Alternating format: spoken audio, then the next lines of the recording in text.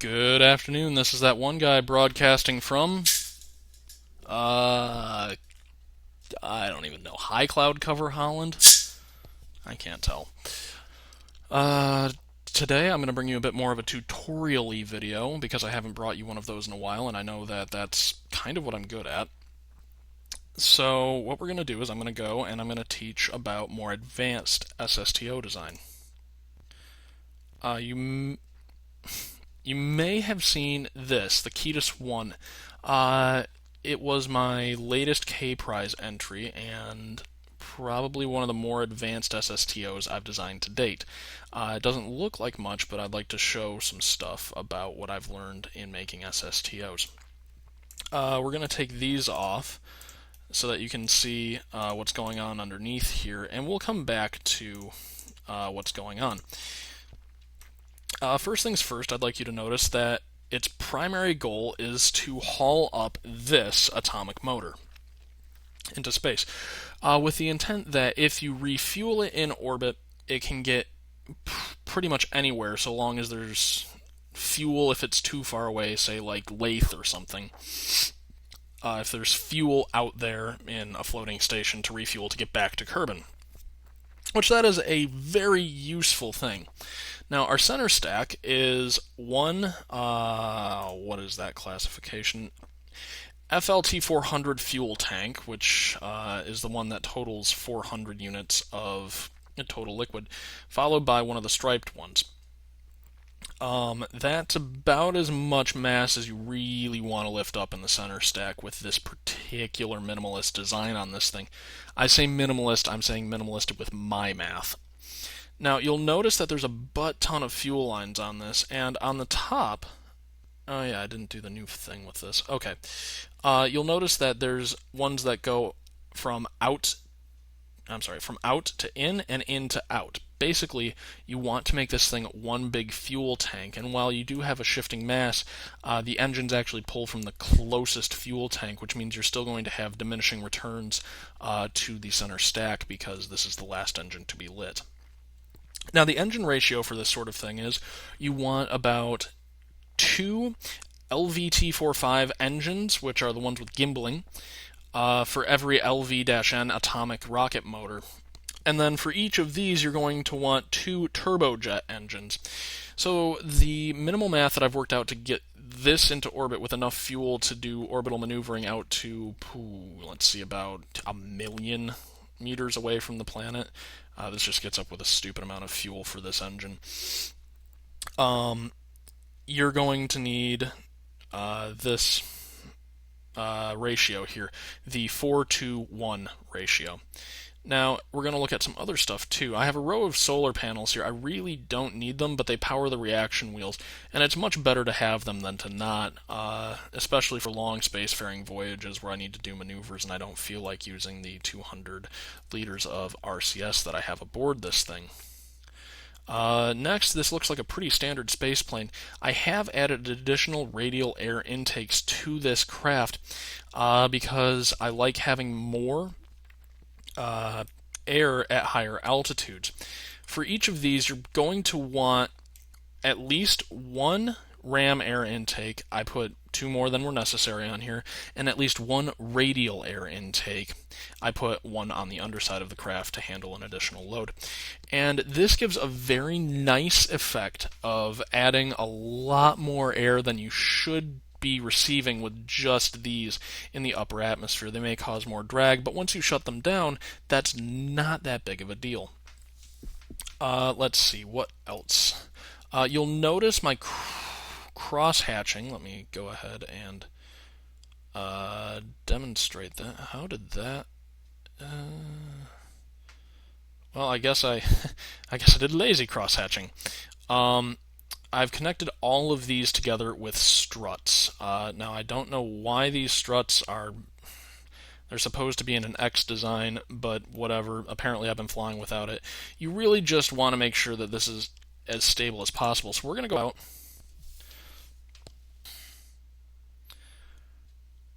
So we're going to go out to the launch pad, and we're going to... What the heck? Okay, that's a glitch. These would ordinarily connect to the wing.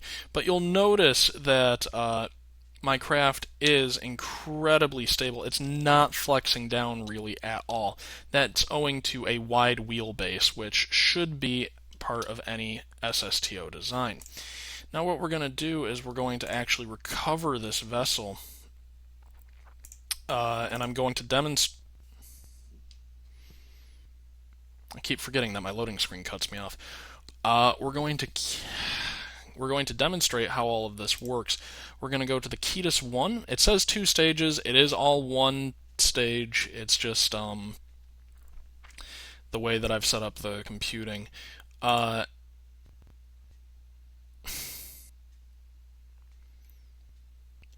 And I am going to point out various things with the launch. Now, the first thing that we're going to do is we want a target, if not to dock with, at least to rendezvous. So that looks good.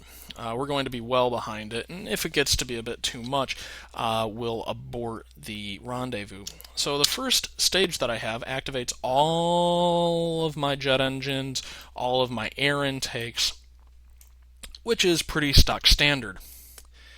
And as I mentioned before, this entire thing is essentially one giant fuel tank, and that will come into play a little bit later. Now, without lifting any additional mass, you don't really, like I said, want to be trying to lift more than the center stack. We're going to take off at the end of the runway as this plane is fairly heavy. Now, I've actually taken my hand off the keyboard at this point. I'm just making minor corrections right now. And if you balance this well and make sure that the wings cover where they need to, you can actually have a craft that you can pretty much fly without having to touch the keyboard. I'm going to go ahead and pin up the resources right now. And we're going to take a look at some stuff. You'll notice that I've got a total of 6.2 total air intake if I were to just flat nose my plane towards the ground and burn like a madman. Let's see, which that contributes to why I have so much extra oxygen at higher altitudes.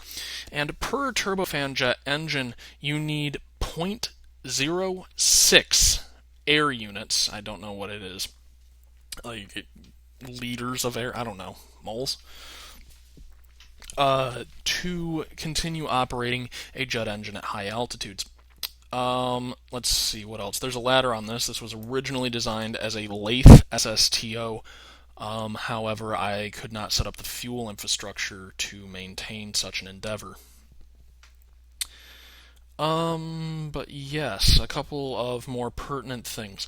My videos lately have been a lot more short, artsy, just stuff I set music to. The reason for that is I actually have a lot of work going on right now. I'm writing a massive paper on anti-submarine tactics in World War I England.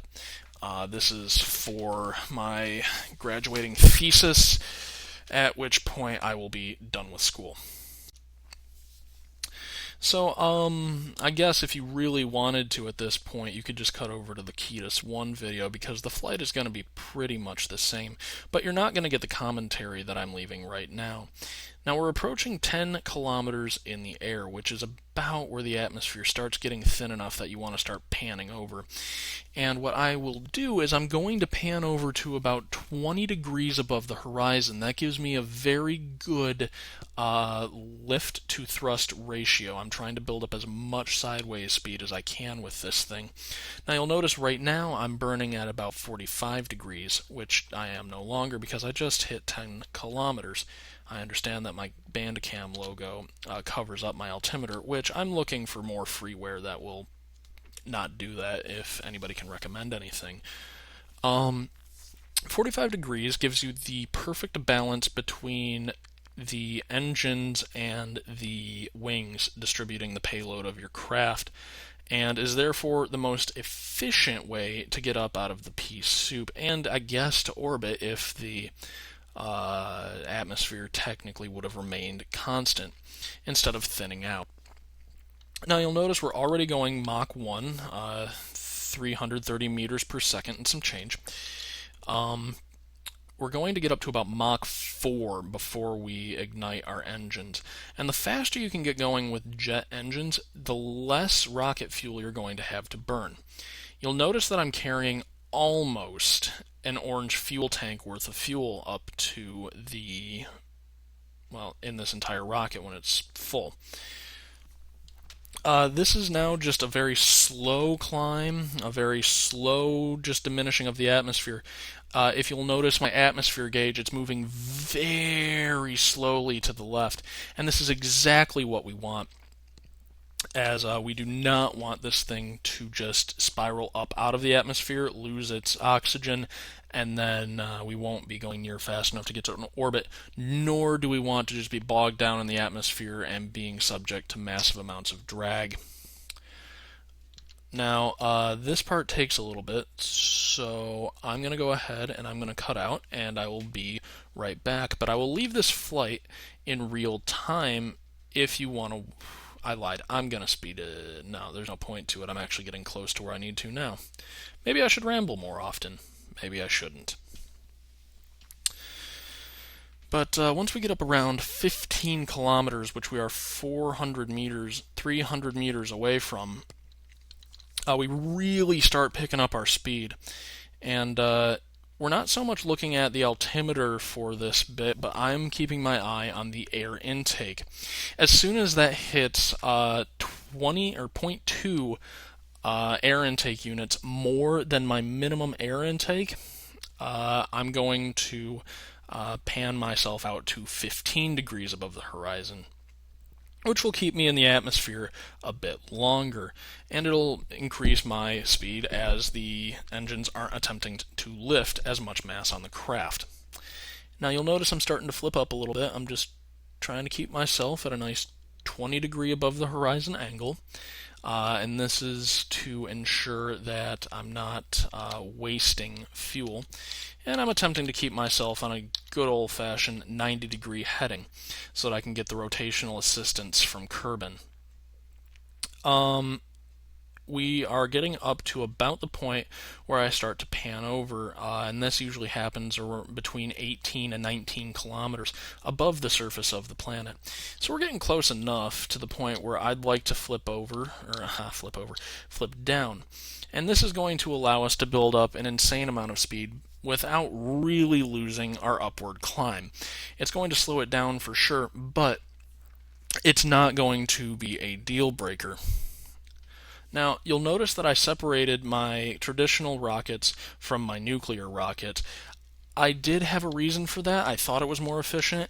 I'm still on the fence as to whether having all of the rockets burning at once is more efficient, but we're going to try it. So I'm going to drop everything into stage 1.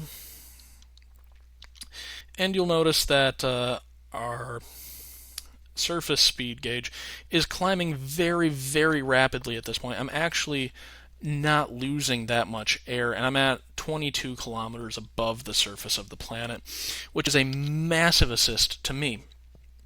Now, if I can, I'd like to get going about Mach 4 before kicking in the engines, but what I really need to watch is this right here, because once I get to 0.26, I'm going to have to light the rocket engines, which I think... There we are. Which I think we actually started to flame out a little bit on one of them as I was losing control of the craft. Now I'm going to go to the map view and bring up the nav ball. And what you're going to want to do is, again, split the difference on your craft between the engines and the lifting body. So what we're going to do is we're going to have this craft come up to be about 38 kilometers. And when that happens, I'm going to just wait for I'm going to pan down to the prograde vector. Wait for that. I don't know where I was going with that. I'm going to pan down to the prograde vector. And I'm going to get almost up to an orbital speed, probably about 2,000 meters per second, before shutting off the conventional rocket engines. So here we go. There. And I'm over. And in fact, I actually went a little bit higher than I wanted to, but that's quite all right. I've recovered my speed already from the shutdown of the jet engines, I'm doing about 1700 meters per second orbital velocity, which we are going fast enough over the planet that it's counting it as orbital velocity. Now, again, with a spaceplane exit trajectory from the atmosphere, you're going to pick up a lot of speed, and it's only going to be the last couple hundred meters per second that actually kicks you out of the atmosphere. Which, again, you really do want this because you don't want to be burning that much fuel in upward momentum, especially rocket fuel. Now, what I'm going to do is I'm going to come back here, and I'm going to shut off my two chemical engines, and I'm just going to go ahead and coast up with my nuclear rocket. And as you see, I am increasing my apoapsis, and I'm still gaining altitude, which is a good thing, and I'm not burning hardly any fuel. In fact, I'm going to get to space with an insane amount of fuel, and I may even be able to get to the Mun with this thing, with this amount of fuel in orbit. You're going to want to aim roughly, depending on when we exit the atmosphere here, you're going to want to aim roughly about 4,000 meters above your target apoapsis, as atmospheric drag, once you start coasting some more, will slow you back down. But as you see, I'm actually starting to increase exponentially with my apoapsis without really adding any power to my rocket by reigniting my chemical engines. So let's take a look at the altitude. Yep, the Ketis 1 is doing all right. I may, on request, drop this in the link below. I really don't feel like uploading it to the internet right now, because I've got a lot more testing that I'd like to do before, opening it up to the general public. Considering how high up in the atmosphere I am, I'm only going to put myself about 1,500 meters above where I need to be, or where I want to be. So now it's just a matter of playing the coasting game. And so that I don't screw anything up, I'm turning off my engines, which my keys for that were 1 for the jet engines, 2 for these traditional chemical rocket engines, and 3 for my nuclear engine, which I feel is a good setup. Apparently I overestimated that. I'm probably going to come out at about 101,000 meters, so 101 kilometers above the planet, and I've got the Gavia Station Habitation. Oh my goodness, I need to rename that thing to just the Gavia Station. Gavia is Latin for seagull. But again, this is mostly just a flight about more advanced SSTO design. Now you'll notice that we're 15 minutes into the flight. Well, 16 minutes by this point. We're about 16 minutes into the flight before we even think about circularizing our orbit. But the nice thing is we're actually going to save just an insane amount of fuel by burning with the nuclear rocket engine. Once I turn it back on. There we are. You'll see that we're not increasing our speed very much. However, and I need to raise my ship's heading a little bit because we're starting to lose our apoapsis. However, it is enough to start kicking this out without wasting too much fuel up here, which is why, again, you really, really do want the nuclear engine for your orbital maneuvers. I understand that I've been talking for quite some time now, by my math about 25 minutes. So now we're working on circularizing our orbit. We can bring our prograde back down. And there we go, 101, 100 and some change. Yeah, whatever, we're within 1,000 meters of each other, so that's circular enough. And, nope, go back to free cam because I'd like to look around. And there we have it. This is, again, like I said, probably the most advanced SSTO I've designed. It has a docking port here, which you can control from and, have all of that wonderful docking capabilities. But the real thing that I'm proud of here, and that I hope that you will be able to replicate in your spaceplane designs, is this right here. Over 650 liters of liquid fuel in space and over 850 liters of oxidizer. That is just absolutely phenomenal, and you can actually use a craft this small to help refuel other craft if you have, say, a shuttle between here and the Mun. And you can even use this to get out to the Mun, probably. I mean, I don't know, I might try that later. But, yep. So that is really all I have to say about further education with SSTOs. I'm that one guy. Thanks for watching.